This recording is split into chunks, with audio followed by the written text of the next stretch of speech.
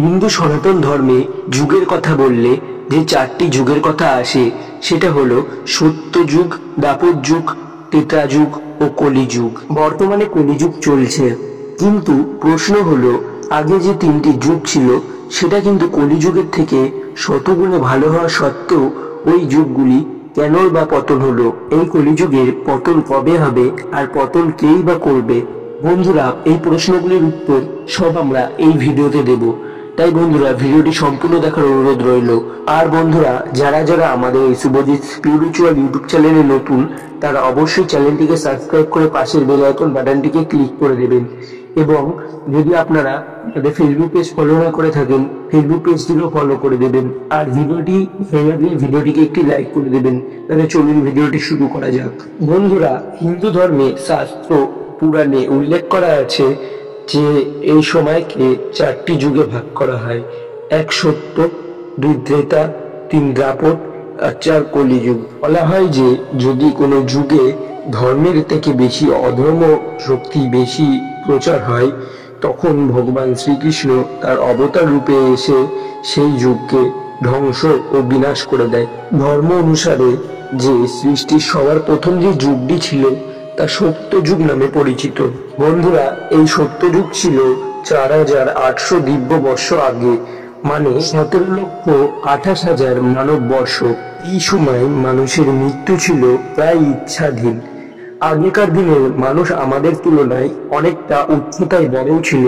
এই সময় মানুষের সমস্ত মনের ইচ্ছাই পূর্ণ হতো, কারণ এই সময় মানুষের পাপ ছিল 0%, আর এই সময় মানুষের পুণ্য ছিল 100%। এই যুগে প্রধান 6টি শাসক ছিল: মেন, মান্ধাতা, পুলিম্বা, কার্তাবীর্যু, অর্জুন ও বলি।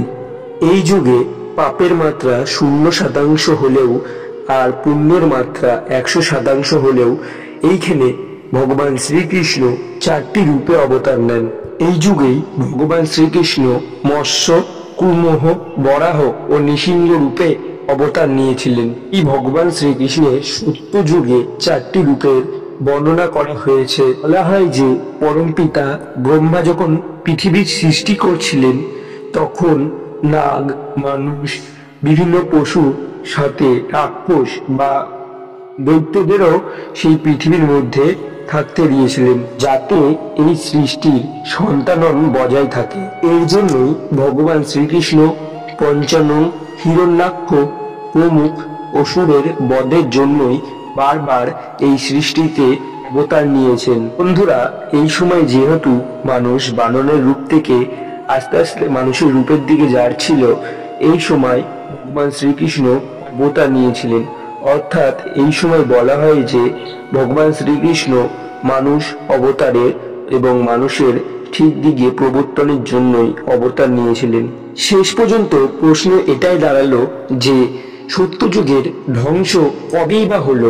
এক জায়গায় উল্লেখ রয়েছে যে এই সত্যযুগের ধ্বংস কবে হলো।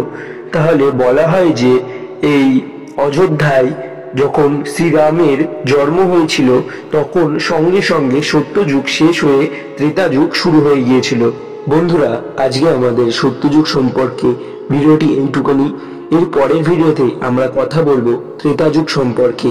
বন্ধুরা, ভিডিওটি যদি আপনার ভালো লাগে বা আপনি যদি সামান্য উপকৃত হন, তাহলে ভিডিওটিকে অবশ্যই একটি লাইক করে দেবেন এবং ভিডিওটি পুরো দেখার জন্য ধন্যবাদ।